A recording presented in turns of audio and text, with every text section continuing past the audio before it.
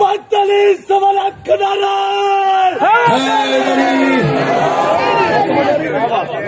علی کا نام نہ لے ہمیں ایمان نظر نہیں آتا. علی کا نام نہ لے بھائی، علی کا نام نہ لے. میں سیال کوٹ آ رہا تھا اگلے دن، میں نے ایک جگہ پہ جا رہا تھا تو وہاں سیال کوٹ سے پہلی مرتبہ جب نکلا تو وہاں لکھا ہوا تھا، ایک بورڈ لکھا ہوا ہے جہاں پہ آپ بڑے بڑے بورڈ بنے ہوئے، وہاں پہ لکھا ہوا تھا خدا حافظ سیال کوٹ. ٹھیک ہے، خدا حافظ سیال کوٹ.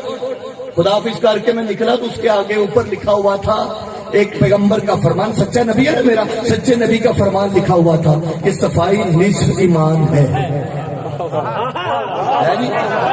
سب کا ایمان ہے شیعہ سنی کہ نبی کا فرمان ہے صفائی نصف ایمان ہے. کسی کا انکار نہیں کہ صفائی نصف ایمان ہے. کون کہتا ہے صفائی نصف ایمان نہیں؟ سچے نبی نے فرمایا ہے صفائی نصف ایمان ہے. تم نے بورڈ پہ لکھ دیا ہے کہ نبی فرماتے ہیں صفائی نصف ایمان ہے.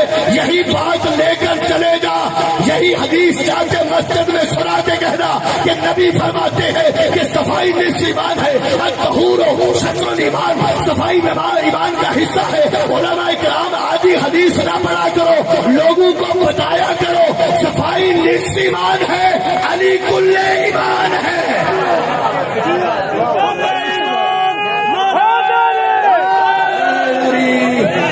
بات سمجھ آ رہی ہے؟ بدل صفائی نصف ایمان ہے اور علی کل ایمان ہے. صفائی نصف ایمان، علی کل ایمان ہے. اسی لیے تو ہمارے فاسٹ بولر ساری دنیا ماشاءاللہ جانتی ہے. شعیب اختر صاحب کو کون بلا سکتا ہے؟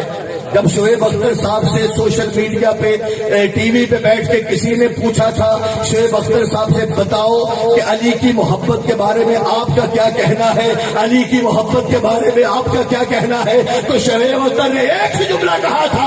اس نے کہا علی کی محبت باپ کی وراثت سے نہیں ملتی، ماں کی شرافت سے ملتی ہے. میں تو ماں کی شرافت سے. رسالت پہ آ جائیں کہ ہمارے پاس مرکز ہے ذات مصطفیٰ.